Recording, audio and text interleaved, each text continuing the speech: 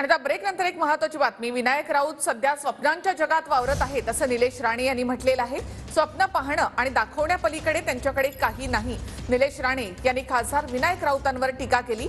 विनायक राऊत 4 जून नंतर मोठ्या सुट्टीवर जाणार असं निलेश राणे टीका करताना म्हणाले आहेत। त्या विनायक राऊतांचं काय झालं ते मुंगेरीलाल झालेत। ते मुंगेरीलाल एक सिरियल याची माहिती ना, हसीन सपने काहीतरी होतं, ते स्वप्नाच्या जगात आहेत। आता स्वप्न बघण्याच्या पलीकडे आणि दाखवण्याच्या पलीकडे विनायक राऊतांकडे आता काही राहिलेलं नाही। त्यांचा वेळ संपला आणि 4 जून नंतर ते आता मोठ्या सुट्टीवर जातील। 70 पार झालेले आहेत। 10 वर्ष आमच्या कोकणाची फुकट घालवलेली आहे, म्हणून त्यांच्याकडून आता काय होणार नाही ह्या अपेक्षा आता कोणीच ठेवलेल्या नाहीत। त्यांचा कार्यक्रम आटपला। आता विनायक राऊतांनी आयुष्यभर स्वप्नच बघत बसायचं आहे, नातवंडांबरोबर खेळत बसायचं आहे। त्यांना आम्ही आता फ्री करणार आहोत।